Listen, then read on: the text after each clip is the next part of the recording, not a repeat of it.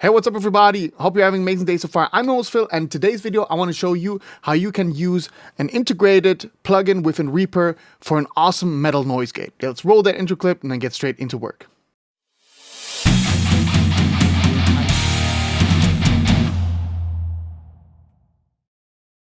Noise gates and noise suppression is absolutely essential when it comes to playing metal guitars, at least in my opinion so. I really hate with a passion the noise which is coming out when you are cranking up your tube amp, boosting that with a pedal, and then you got all of that hiss and all of that noise. So I definitely want to rid that out, whether it being in the analog realm, where I most likely use the ISP Decimator G-String 2, and while I had it over here at my place, enjoyed thoroughly the Lichtlam Audio Key and Gate, which I made a review on the channel. But I also seek to have that kind of noise suppression, or that level of noise suppression and fidelity when it comes to the digital domain. So I was long on the search because I was pretty unsatisfied with whatever noise gate is out there, whether it being the noise gate which is integrated into STL tones, tonality, whether it's the neural DSP noise gate. It doesn't quite do the job for me. I mean, they get very close, to be honest, to be fair, but they're just not, I cannot tailor them to my taste. I'm very specific when it comes to that. So I was in a search for plugins, and the obvious choice would have been the ckBlocker by SMG.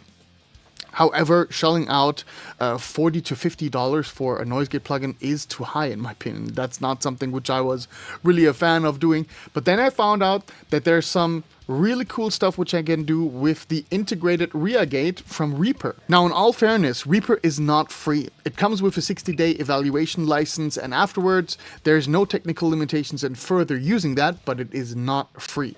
After those 60 days, I would highly recommend, if you really like Reaper and you want to use it, to purchase the non-commercial license. I think it's somewhere around $60 to $70. It's an absolute steal for what you get out of Reaper. However, as I said before, ReaGate or ReaGate, the integrated noise gate on Reaper, on the default plugins which come with Reaper, is capable of doing some awesome stuff for metal guitars. So let's dive right into that. All right, I got the track over here prepared in Reaper. The guitar track only has now currently the tuner and the DI guitar track. And we're going to build up our signal chain from scratch doing so. The very first thing which we want to do is very similar to a setup where you got the Fortin Zuul. You have to have some sort of splitter in order to send that into the key input. We're using that same type of technology, or that same type of approach over here.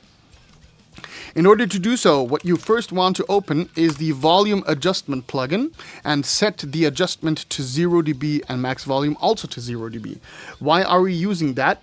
The reason for that is the JS plugins are super flexible in how you can set up the routing, which we're going to get to in a moment, but the volume adjustment, when both set to 0, have no effect on the sound, which is exactly what we want. We just want it to work as a digital splitter. How that's doing that, we can check up over here. When we're going to the input matrix, what you will usually see is this kind of setup over here. Like you got two channels, which are left and right, and they're also just plain routed one by one to the output left and right.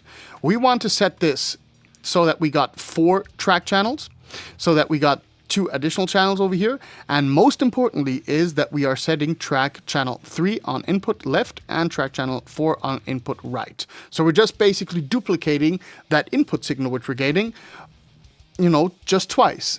And then we're going to also send this out to the left and right output over here. So these settings are basically splitting the signal, making sure that we can use them later on the ReaGate plugin as a key input, so to speak. The next step will be that we are going to load in red tone from VTAR amps.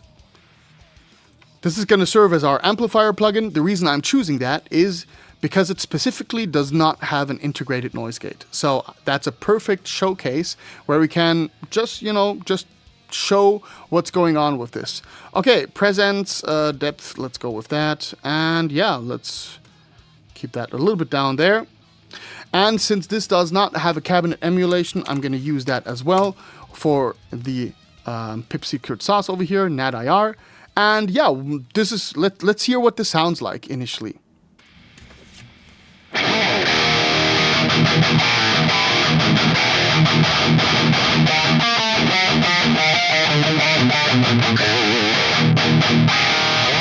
Sounds really good. I really like that tone a lot. But you already can hear there's a lot of hiss involved. You know, there's a lot of noise involved. For me personally, that's kind of a, you know, turn off.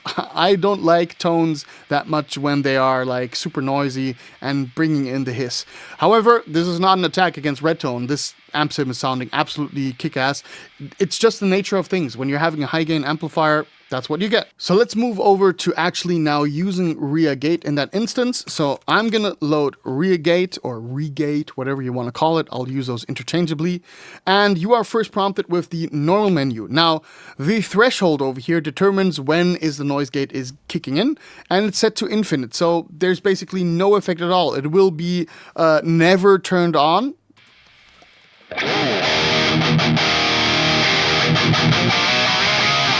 Because my signal simply will never go below the threshold of infinity, you know? We have to move that up to a safe realm, and now when we're playing, once we hit above that minus 36 dB threshold, then we're getting signal out. Now, using regular noise gates pose a problem though. I'm gonna try to replicate this as good as possible and explain what's going on. I'm gonna slowly take the threshold down. See what happens once I get in that realm where the green bar is kind of sometimes fluttering above, sometimes fluttering below.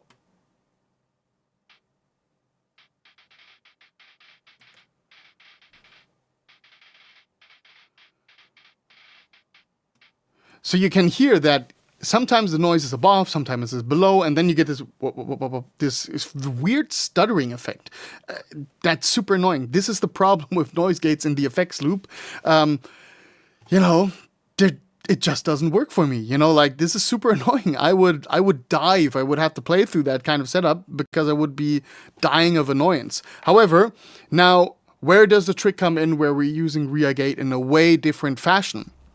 Now, of course, you know, for tight metal rhythms, this works out.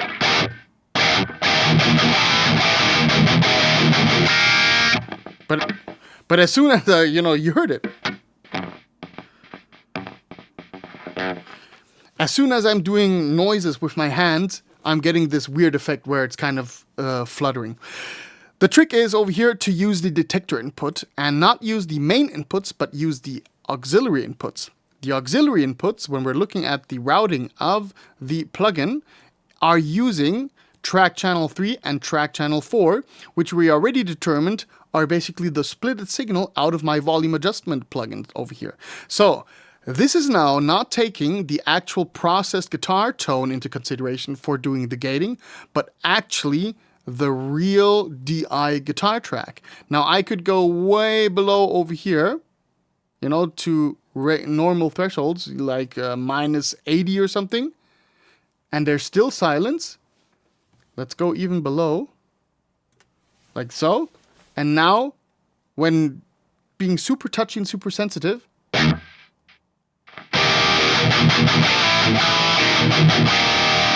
now I can get that, you know, like really good signal to noise threshold thing going on where I can easily use a noise gate. Now, of course, I have to adjust things over here in order to have like a smooth experience using the noise gate. So maybe I have to enhance the attack a little bit, maybe a little bit the pre-open, you know, just make it a little bit loose, because otherwise you're going to also have a very stuttery effect over here. Another good trick is to use the high pass and low pass so that you are limiting which frequency range is being, you know, looked at by the gate. So I like to set it somewhere like that. And then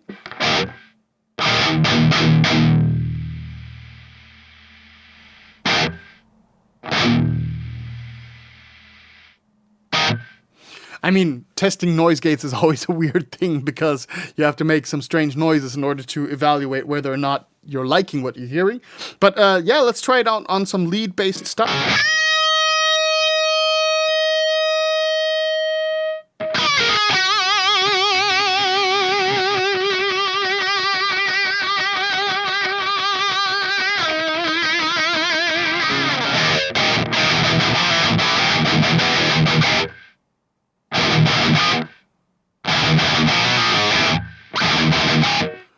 And now everything is to be adjusted to your liking. So maybe the attack has to be faster, but the hold and release time has to be longer. Maybe you have to change the hysteresis. From what I understand, that means that your opening threshold will be at minus 78, but your closing threshold will be below, like 4 dBs below. That will help for exactly this lead type stuff.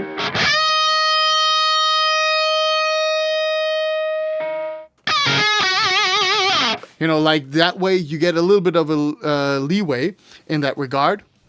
So that might help a little bit. This is now all subject to taste, to what you need. But I think this is the most flexible way, the most powerful way to use any noise gate out there. Because, I like to have full control over whatever I'm doing. There might be some really nice stuff which is a one knob control and you're good with that, but you still have to do the routing. Whenever you are in the digital domain, there's no way around doing the routing unless it's completely contained in a plugin suite, and I don't want to be reliant on that, to be honest. I use this with high success on a reamping situation. Let me show you that. Now, one situation where this kind of setup becomes super efficient and super cool to be using is when I'm doing reamping over here, which I currently got set up. My guitar is now currently going into my interface, the Audient ID 44 MK1. That then goes throughout the entire reamping chain, which is the Lele P-Split 3 going into the Lichtlärm Audio King in yellow. That is then going into my EVH 5153 Ivory, which is set on the blue channel. That in turn goes to the Saint Rock React IR2, and that then goes back into the interface, and then I'm using a cabinet simulation over here. Now, I don't want to hook up my ISP decimator always between those different amps because I'm just lazy. I just want to kind of, flick on the switch. Eventually, I'm going to have an amp switcher at some point in time, so I can basically just switch the amp, turn that on, and then I'm good to go. More or less, and still have like pristine quietness, silence. As you can hear right now, there's no noise going on. Let me turn off the noise gate.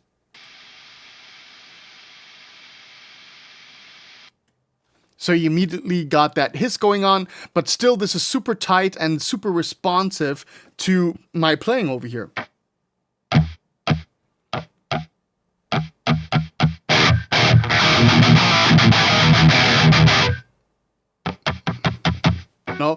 And that's important for me. I need a noise gate which is that sensitive but still clamping down very tight.